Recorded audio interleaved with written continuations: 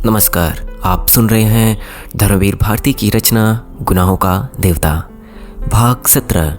भाग 16 में आपने सुना विनती को लिया कर डॉक्टर बाबू अब गांव चले जाते हैं।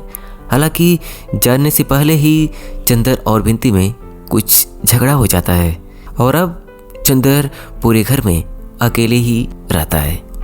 अब आगे चंदर अब एकांत चाहता था और वह चंद्र को मिल गया। पूरा घर खाली, एक महाराजीन, माली और नौकर, और सारे घर में सिर्फ सन्नाटा और उस सन्नाटे का प्रेत चंदर चाहे जितना टूट जाए, चाहे जितना बिखर जाए, लेकिन चंदर हारने वाला नहीं था। वह हार भी जाए लेकिन हार स्वीकार करना उसे नहीं आता था। उसके मन में अब सन्नाटा था। अपने मन के पूजागृह में स्थापित सुधा की पावन प्रांजल देवमूर्ति को उसने कठोरता से उठाकर बाहर फेंक दिया था। मंदिर की प्रतिमयी पवित्रता विनती को अपमानित कर दिया था और मंदिर के पूजा उपकरणों को, अपने जीवन के आदर्शों और मानदंडों को उसने चूर चूर कर डाला था और बुद्धिसिकन विजेता की तरह क्रूरता से हंसते हुए मंदिर के भग्नावशेषों पर कदम रखकर चल रहा था। उसका मन टूटा हुआ खंडहर था जिसके उजाड़ बेछत कमरों में चमगादड़ बसेरा करते हैं और जिसके ध्वंसावशेषों पर गिरगिट पहरा देते हैं। काश की उन खंडहरों की ईंट उलट कर देखता तो हर पत्थर के नीचे पूजा मंत्र सिसकते हुए मिलते। हर धूल की परत में घंटियों की बेहोश ध्वनियाँ मिलती। हर कदम पर मुरझाए हुए पूजा के फूल मिलते और हर शाम सवेरे भग्न देव मूर्ति का करुण रुदन दीवारों पर सिर पटकता हुआ मिलता। लेकिन चंदर ऐसा वैसा दुश्मन नहीं था। उसने मंदिर को चूर चूर कर उस पर अपने गर्भ का पहरा लगा दिया था कि कोई उस खंडहर के अवशेष को कुरेद कर पुराने विश्वास, पुरानी अनुभूतियाँ, पुरानी पूजाएं फिर से जगा न दे। बुद्धिसिकन तो मंदिर तोड़ने के बाद सारा शहर जला देता है ताकि शहर वाले फिर उस मंदिर को ना बना पाए। ऐसा था चंदर। अपने मन को सुनसान कर लेने के बाद उसने अपनी जिंदगी, अपना रहन सहन, अपना मकान और अपना वातावरण भी सुनसान कर लिया था। अगहन आ गया था लेकिन उसके चारों ओर जेठ की दोपहरी से भी भयानक सन्नाटा था। विनती जब से गई उसने कोई खत नहीं भेजा था। सुधा के भी पत्र बंद हो चुके थे। पम्मी के 2 खत आए। पम्मी आजकल दिल्ली घूम रही थी लेकिन चंदर ने पम्मी को कोई जवाब नहीं दिया। अकेला, बिल्कुल अकेला सहारा मरुस्थल के निरीस भयानवी शांति, और वह भी जब तक कि कांपता हुआ लाल सूरज बालू के क्षितिज पर अपनी आखिरी सांसें तोड़ रहा हो और बालू के टीलों की अधमरी छाएं लहरदार बालू पर धीरे धीरे रंग रही हो।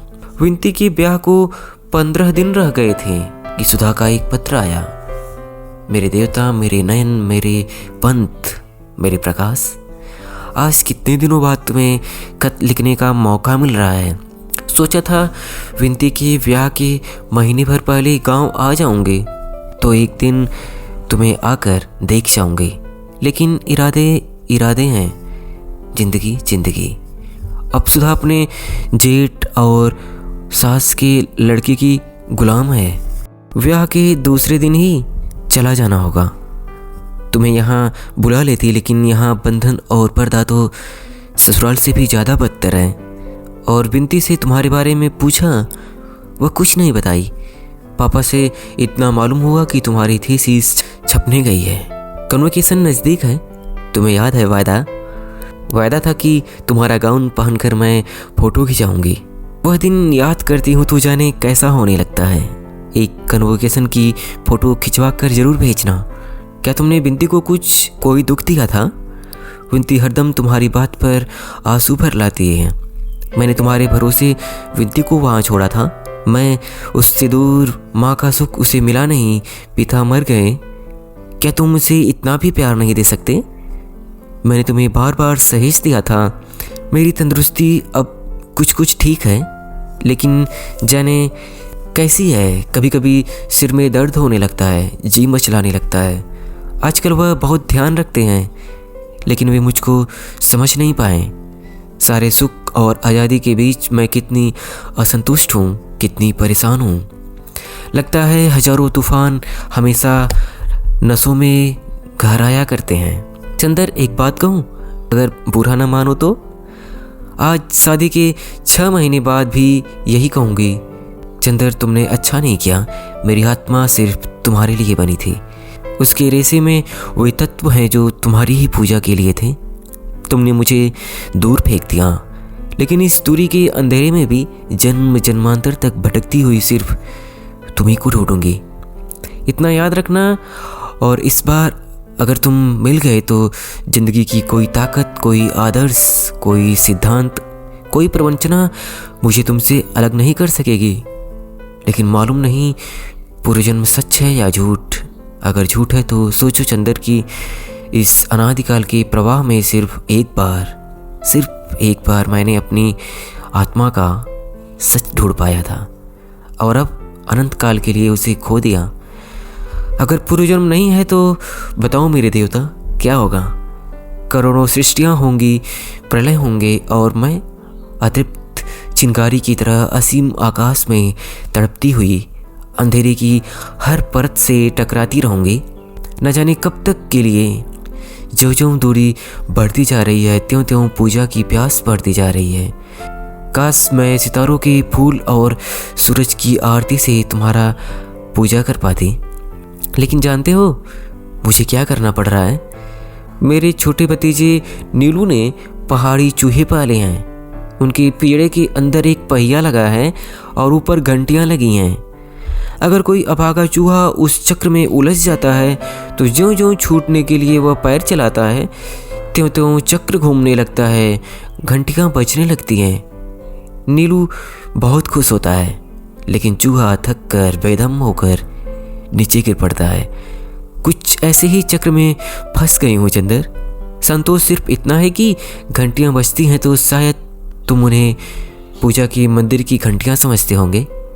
लेकिन खैर, सिर्फ इतनी प्रार्थना है चंदर कि अब थक कर जल्दी ही गिर जाऊँ। मेरे भाग्य खत का जवाब जल्दी ही दे देना। पम्मी अभी आई या नहीं? तुम्हारी जन्म जन्म की प्यासी सुधा। चंदर ने खत पढ़ा और फौरन लिखा, प्रिय सुधा, तुम्हारी पत्र बहुत दिनों बाद मिला। तुम्हारी भाषा वहाँ जाकर बहुत निखर गई है। मैं तो समझता हूँ कि अगर खत कहीं छुपा दिया जाए तो लोग इसे किसी रोमांटिक उपन्यास का अंश समझें, क्योंकि उपन्यासों के पात्र ही ऐसे खत लिखते हैं, वास्तविक जीवन के नहीं। खैर, मैं अच्छा हूँ। हर एक आदमी जिंदगी में समझौता कर लेता है, किंतु मैंने जिंदगी से समर्पण कराकर उसे उसके हथियार रख लिए हैं। अब किले की बाहर से आने वाली आवाज़ें अच्छी नहीं लगती। न खतों के पाने की उत्सुकता, न जवाब लिखने का आग्रह। अगर मुझे अकेला छोड़ दो तो बहुत अच्छा होगा। मैं विनती करता हूँ, मुझे खत मत लिखना। आज विनती करता हूँ क्योंकि आज्ञा देने का साहस भी नहीं, अधिकार भी नहीं, व्यक्तित्व भी नहीं। खत तुम्हारा तुम्हें भेज रहा हूँ। कभी ज़िंदगी में कोई ज़रूरत आ पड़े तो ज़रूर याद करना, बस इसके अलावा कुछ नहीं। अपने में संतुष्ट, चंद्र कुमार कपूर। उसके बाद फिर वही सुनसान जिंदगी का ढर्रा, खंडहर के सन्नाटे में भूलकर आई हुई बांसुरी की आवाज़ की तरह सुधा का पत्र। सुधा का ध्यान आया और चला गया। खंडहर का सन्नाटा, सन्नाटों के उल्लू, गिरगिट और पत्थर कांपे और फिर मुस्तैदी से अपनी जगह पर जम गए। और उसके बाद फिर वही उदास सन्नाटा, टूटता हुआ सा अकेलापन और मूर्छित दोपहर के फूल सा चंदर। नवंबर का एक खुशनुमा विहान, सोने के कांपते तारे सुबह की ठंडी हवाओं में उलझे हुए थे। आकाश एक छोटे बच्चे के नीलम नयनों की तरह भोला और स्वच्छ लग रहा था। क्यारियां शरद के फूलों से भर गई थी और एक नई ताजगी मौसम और मन में पुलक उठी थी। चंदर अपना कत्थई स्वेटर और पीले रंग की पश्मीने का लंबा कोट पहने लान पर टहल रहा था। छोटे छोटे पिल्ले धूप पर किलोले कर रहे थे। सहसा एक कार आकर रुकी और पम्मी उसमें से कूद पड़ी और क्यारी हिरण की तरह दौड़कर चंदर के पास पहुंच गई। हेलो माई बॉय, मैं आ गई। चंदर कुछ नहीं बोला। आओ ड्राइंग रूम में बैठो, उसने उसी मुर्दा सी आवाज में कहा। उसे पम्मी के आने की कोई प्रसन्नता नहीं थी। पम्मी उसके उदास चेहरे को देखती रही, फिर उसके कंधे पर हाथ रख कर बोली, क्यों कपूर, कुछ बीमार हो क्या? नहीं तो आजकल मुझे मिलना जुलना अच्छा नहीं लगता, अकेला घर भी है, उसने उसी फीकी आवाज में कहा। क्यों, मिस सुधा कहाँ है और डॉक्टर शुक्ला? वे लोग मिस विंती की शादी में गए हैं। अच्छा, उसकी शादी भी हो गई। डैम इट, जैसे ये लोग पागल हो गए हैं। बर्टी, सुधा, विंती, क्यों मिलते जुलते क्यों नहीं तुम? यूं ही मन नहीं होता, समझ गई। जो मुझे 3-4 साल पहले हुआ था, कुछ निराशा हुई है तुम्हें? पम्मी बोली, नहीं ऐसी तो कोई बात नहीं, कहना मत। अपनी जवान से स्वीकार कर लेने से पुरुष का गर्व टूट जाता है। यही तो तुम्हारे चरित्र में मुझे प्यारा लगता है। खैर, यह ठीक हो जाएगा, मैं तुम्हें ऐसे नहीं रहने दूंगी। मसूरी में इतने दिन क्या करती रही? चंद्र ने पूछा। योग साधन, पम्मी ने हंसकर कहा। जानते हो, आजकल मसूरी में बर्फ पड़ रही है। मैंने कभी बर्फ के पहाड़ नहीं देखे थे। अंग्रेजी उपन्यासों में बर्फ पड़ने का जिक्र सुना था, सोचा देखती आऊं। क्या कपूर, तुम खत क्यों नहीं लिखते थे? मन नहीं होता था। अच्छा, बर्टी की शादी कब होगी? चंदर ने बात टालने के लिए कहा। हो भी गई, मैं आ भी नहीं पाई। सुनते हैं जेनी एक दिन बर्टी को पकड़कर खींच ले गई और पादरी से बोला, अभी शादी करा दो। उसने शादी करा दी। लौटकर जेनी ने बर्टी का शिकारी सूट फाड़ डाला और अच्छा सा सूट पहना दिया। बड़े विचित्र हैं दोनों। एक दिन सर्दी के वक्त बर्टी स्वेटर उतारकर जेनी के कमरे में गया। तुम्हारे गुस्से के जेनी ने सिवा पतलून के सारे कपड़े उतारकर बर्टी को कमरे से बाहर निकाल दिया। मैं तो जब से आई हूँ रोज का नाटक देखती हूँ। हाँ देखो, यह तो मैं भूल गई थी। और उसने अपनी जेब से पीतल की एक छोटी सी मूर्ति निकालकर मेज पर रखी। एक भोटिया औरत इसे बेच रही थी। मैंने इसे मांगा तो वह बोली, यह सिर्फ मर्दों के लिए है। मैंने पूछा क्यों? तो बोली, इसे अगर मर्द पहन ले तो उस पर किसी औरत का जादू नहीं चलता। या तो मर जाती है या भाग जाती है या उसका ब्याह किसी दूसरे से हो जाता है। तो मैंने सोचा तुम्हारे लिए लेती चलूं। चंदर ने देखा वह अवलोकितेश्वर महारानी की मूर्ति थी। उसने हंसकर उसे ले लिया, फिर बोला, और क्या लाई अपने लिए? अपने लिए एक नया रहस्य लाई हूँ। क्या? इधर देखो मेरी ओर, मैं सुंदर लगती हूँ। चंदर ने देखा पम्मी 18 साल की लड़की सी लगने लगी थी। चेहरे के कोने भी जैसे गोल हो गए थे और मुख पर बहुत ही भोलापन आ गया था। आंखों में कुंवारापन आ गया था। चेहरे पर सोना और केसर, चंपा, हरसिंगार घुल मिल गए थे। सचमुच पम्मी लगता है जैसे कौमोरी लौट आया है। तुम पर तो परियों के कुंज से अपना बचपन फिर चुरा लाई क्या? नहीं कपूर, यही तो रहस्य लाई हूँ, हमेशा सुंदर बने रहने का। और परियों के कुंजों से नहीं, गुनाहों के कुंजों से। मैंने हिमालय की छाह में एक नया संगीत सुना, कपूर मानसलता का संगीत।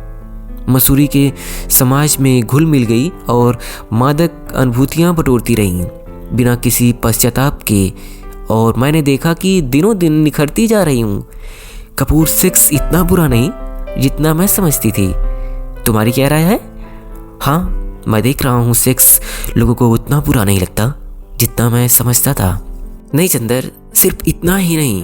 अच्छा मान लो जैसे तुम आज उदास हो और तुम्हारा सिर इस तरह अपनी गोद में रख लूँ तो कुछ संतोष नहीं होगा तुम्हें? और पम्मी ने चंदर का सिर सचमुच अपने श्वासंदोलित वक्ष से चिपका लिया। चंदर चिल्लाकर अलग हो गया। कैसी अजब लड़की है। थोड़ी देर चुप बैठा रहा, फिर बोला, क्यों पम्मी, तुम एक लड़की हो, तुम्हें से पूछता हूँ, क्या लड़कियों के प्रेम में सेक्स अनिवार्य है? हाँ, पम्मी ने अस्पष्ट स्वरों में जोर देकर कहा। लेकिन पम्मी, मैं तुमसे नाम तो नहीं बताऊंगा, लेकिन एक लड़की है जिसको मैंने प्यार किया है, लेकिन शायद वह मुझसे शादी नहीं कर पाएगी। मेरे उसके कोई शारीरिक संबंध भी नहीं है। क्या तुम इसे प्यार नहीं कहोगी? कुछ दिन बाद जब उसकी शादी हो जाए तब पूछना, तुम्हारा सारा प्रेम मर जाएगा। पहले मैं भी तुमसे कहती थी पुरुष और नारी के संबंधों में एक अंतर जरूरी है। अब लगता है यह सब एक बुलावा है, अपने से पम्मी ने कहा। लेकिन दूसरी बात तो सुनो, उसी की ये सखी है। वह जानती है कि मैं उसकी सखी को प्यार करता हूँ, उसे नहीं कर सकता। कहीं सेक्स की तृप्ति का सवाल नहीं, फिर भी वह मुझे प्यार करती है। इसे तुम क्या कहोगी? चंदर ने पूछा। यह और दूसरे ढंग की परिस्थिति है। देखो कपूर, तुमने हिप्नोटिज्म के बारे में नहीं पढ़ा? ऐसा होता है, अगर कोई हिप्नोटिज्म एक लड़की को हिप्नोटाइज कर रहा है और बगल में एक दूसरी लड़की बैठी है जो चुपचाप यह देख रही है, तो वातावरण के प्रभाव में अक्सर देखा जाता है कि वह भी हिप्नोटाइज हो जाती है। लेकिन वह एक क्षणिक मानसिक मूर्छा होती है जो टूट जाती है, पम्मी ने कहा। चंदर को लगा जैसे बहुत कुछ सुलझ गया। वह एक क्षण में उसने मन का बहुत सा भार उतर गया। पम्मी, मुझे तुम एक लड़की मिली जो साफ बातें करती हो और एक शुद्ध तर्क और बुद्धि की धरातल से। बस मैं आजकल बुद्धि का उपासक हूँ। भगवान से चिढ़ है। बुद्धि और शरीर, बस यही दो आदमी के मूल तत्व हैं। हृदय तो दोनों के अंतः संघर्ष के उलझन का नाम है, पम्मी ने कहा और सहसा घड़ी देखते हुए बोली, 9 बज रहे हैं, चलो 9:30 से मैटिनी है, आओ देख आएं।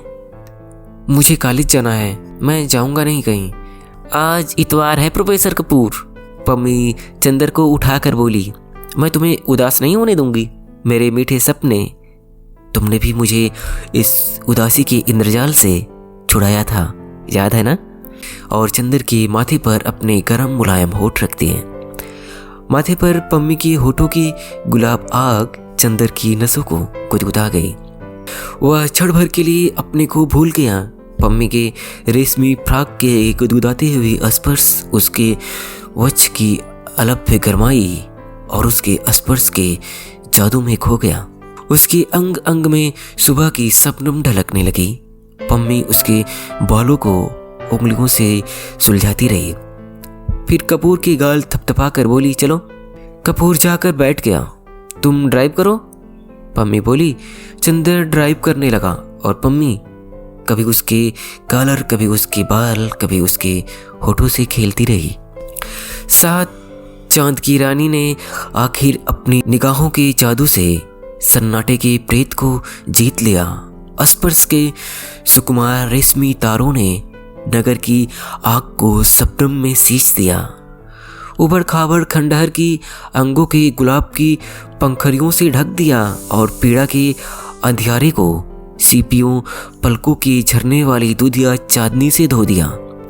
एक संगीत की लय थी जिसमें स्वर्गभ्रष्ट देवता खो गया।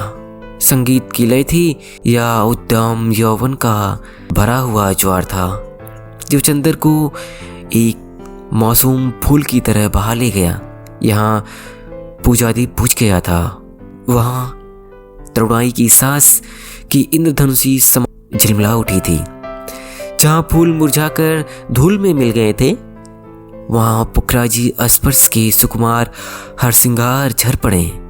आकाश के चाँद के लिए जिंदगी की आंगन में मचलता हुआ कन्हैया थाली के प्रतिबिंब में ही भूल गया। चंदर की सा में पम्मी की अदम्य रूप की छाह में मुस्कुरा उठी। ठीक 4 बजे पम्मी आती, कार पर चंदर को ले जाती और चंदर 8 बजे लौटता। प्यार के बिना कितने महीने कट गए, पम्मी के बिना एक शाम नहीं बीत पाती। लेकिन अब भी चंदर ने अपने को इतना दूर रखा था कि कभी पम्मी के होठों के गुलाबों ने चंदर के होठों की मूंग से बातें भी नहीं की थी। एक दिन रात को जब वह लौटा तो देखा कि अपनी कार आ गई है। उसका मन फूल उठा, जैसे कोई अनाथ भटका हुआ बच्चा अपने संरक्षक की गोद के लिए तड़प उठता है। वैसे ही वह पिछले 1.5 महीने से डॉक्टर साहब के लिए तरस गया था। यहाँ इस वक्त उसके जीवन में सिर्फ नशा और निरस्ता थी। वही हृदय के एक कोने में सुकुमार भावना शेष रह गई थी। वह थी डॉक्टर शुक्ला के प्रति। वह भावना कृतज्ञता की भावना नहीं थी। डॉक्टर शुक्ला इतने दूर नहीं थे कि अब वह उनके प्रति कृतज्ञ हो। इतने बड़े हो जाने पर भी वह जब कभी डॉक्टर को देखता था तो लगता था जैसे कोई नन्हा बच्चा अपने अभिभावक की गोद में आकर निश्चिंत हो जाता है। उसने पास आकर देखा डॉक्टर साहब बरामदे में टहल रहे थे। चंदर दौड़कर उनके पांव पर गिर पड़ा। डॉक्टर साहब ने उसे उठाकर गले से लगा लिया और बड़े प्यार से उसकी पीठ पर हाथ फेरते हुए बोले, कन्वोकेशन हो गया? डिग्री जीत लाए? जी हाँ, बड़ी विनम्रता से चंदर ने कहा।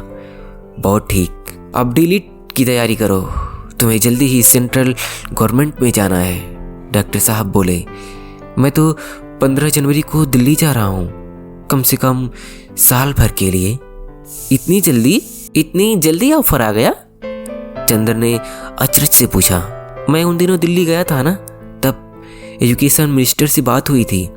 डॉक्टर साहब ने चंदर को देखते हुए कहा, अरे तुम कुछ दुबले हो रहे हो, क्यों महाराजी ने ठीक से काम नहीं किया?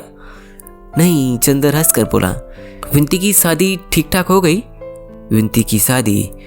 डॉक्टर साहब ने सिर झुकाए हुए टहलते हुए एक बड़ी फीकी हंसी हंसकर कहा, विंती और तुम्हारी बुआ जी दोनों अंदर हैं। अंदर हैं? चंदर को यह रहस्य कुछ समझ में नहीं आता है। इतनी जल्दी विंती लौट आई?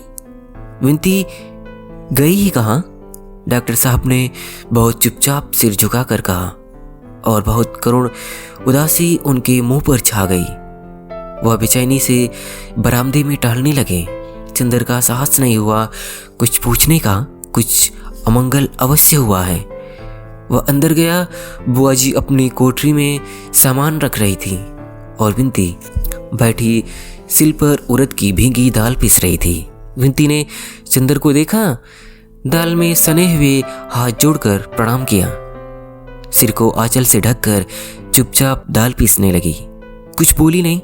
चंदर ने प्रणाम किया और जाकर बुआ के पैर छू लिए।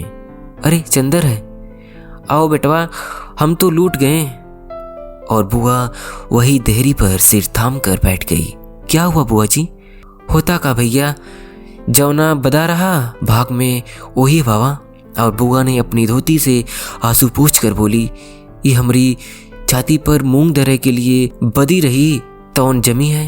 भगवान कौनों को ऐसी कलंकिनी बिटिया ना दे। 3 भावरी के बाद बारात उठ गई भैया, हमारा तो कुल डूब गया। और बुआ जी ने उच्च स्वर में रुदन शुरू किया। विंती ने चुपचाप हाथ धोए और उठकर छत पर चली गई। चुप रहो हो, अब रोई रोई के काहे जीव हलकान करत रहो। गुणवंती बिटिया बाय, हजारन आई के बिटिया के लिए घोड़े गिरी हैं, अपना एकांत होई के बैठो। महाराजिन ने पूड़ी उतारते हुए कहा। आखिर बात क्या हुई महाराजिन? चंदर ने पूछा। महाराजिन ने जो बताया उससे पता लगा कि लड़के वाले बहुत ही संकीर्णमना और स्वार्थी थे। पहले मालूम हुआ कि लड़का उन्होंने ग्रेजुएट बताया था, वह था इंटर फेल। फिर दरवाजे पर झगड़ा किया उन्होंने। डॉक्टर साहब बहुत बिगड़ गए। अंत में मड़वे में लोगों ने देखा कि लड़के के बाएं हाथ की उंगलियां गायब हैं। डॉक्टर साहब इस बात पर बिगड़े और उन्होंने मड़वे से विंती को उठवा दिया। फिर बहुत लड़ाई हुई, लाठी तक चलने की नौबत आ गई। जैसे तैसे झगड़ा निपटा। तीनों भावरों के बाद ब्याह टूट गया। अब बताओ भैया। सासा बुआ आंसू पोंछ कर गरज उठी, इन्हें का हुई गवा रहा, इनकी मती मारी गई। गुस्से में आए कि विंती को उठवाई लेकिन अब हम इतनी बड़ी बिटिया लेके कहाँ जाई? अब हमारी बिरादरी को कौन पूछिएगा? इतना पढ़ लिख के इन्हें का सूझा? अरे लड़की वाले हमेशा दब के चले चाहिए। अरे तो क्या आंख बंद कर लेते? लंगड़े लूले लड़के से कैसे ब्याह कर देते? बुआ तुम भी गजब करती हो, चंदर बोला। भैया जेके भाग में लंगड़ा लूला बदा होई, वो का वही मिली। लड़की इनको निभा करे की चाहिए कि शकल देखे चाहिए। अब इन ब्याह के बाद कौनों के हाथ गोड़ टूट जाए तो औरत अपने आदमी को छोड़ के गली गली हाड़ी चाटे। हम रहे तो जो बिनती की 3 बरस की हुई गई तब उनकी शकल उजिले में देखा रहा। जैसा भाग में रहा तैसा होता। चंद्र ने हीन तर्क को सुना और आश्चर्य से बुआ की ओर देखा। बुआ जी बकती जा रही थी। अब कहते हैं कि विनती को पढ़ावे ब्याह न करवे, रही सही इज्जत भी बेच रहे हैं। हमार तो किस्मत फूट गई। और वे फिर रोने लगी।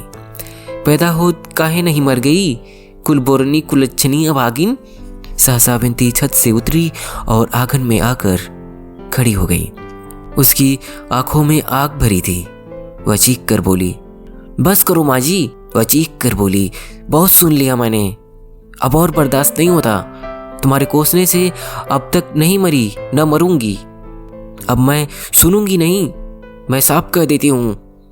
तो मेरी शकल अच्छी नहीं लगती तो जाओ तीर्थ यात्रा पर अपना परलोक सुधारो, भगवान का भजन करो, समझी कि नहीं। चंद्र ने ताजुब से विनती की ओर देखा। वह वही विनती है जो माँ जी की जरा जरा सी बात से लिपट कर रोया करती थी। विनती का चेहरा तमतमाया हुआ था और गुस्से से बदन कांप रहा था। बुआ उछल कर खड़ी हो गई और दुगनी चीख कर बोली, अब बहुत जबान चले लगी है। कौन है तेरे जय के बल पे ई चमक दिखावत है? हम काट के धर देवे तो कि बताए देत हई मुझौसी। ऐसी न होती तो काहे की दिन देखे पड़त। उन्हें तो खाई गई, हम हो के खाए लियो। अपना मुंह पीट कर बुआ बोली, तुम इतनी मीठी नहीं हो माँ जी कि तुम्हें खा लूं। विनती ने और तड़प कर जवाब दिया। चंद्र स्तब्ध हो गया। यह विनती पागल हो गई है, अपनी माँ को क्या कह रही है जी? विनती पागल हो गई हो क्या? चलो उधर। चंद्र ने डांट कर कहा, चुप रहो चंद्र, हम भी आदमी हैं, हमने जितना बर्दाश्त किया है हम ही जानते हैं, हम क्यों बर्दाश्त करें? और तुमसे क्या मतलब? तुम कौन होते हो हमारे बीच में बोलने वाले? क्या है यह सब? तुम लोग पागल हो गए हो क्या? विनती, यह क्या हो रहा है? सहसा डॉक्टर साहब ने आकर कहा। विनती दौड़कर डॉक्टर साहब से लिपट गई और रो कर बोली, माँ जी मुझे दीदी के पास भेज दीजिए, मैं यहाँ नहीं रहूँगी। अच्छा बेटी, अच्छा, जाओ चंदर, डॉक्टर साहब ने कहा। विनती चली गई तो बुआ जी से बोले, तुम्हारा दिमाग खराब हो गया है? उस पर गुस्सा उतारने से क्या फ़ायदा?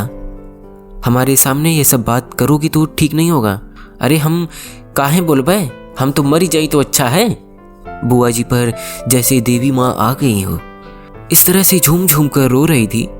हम तो वृंदावन जाए के डूब मरी, अब हम तुम लोगन के शकल न दिखाइबे।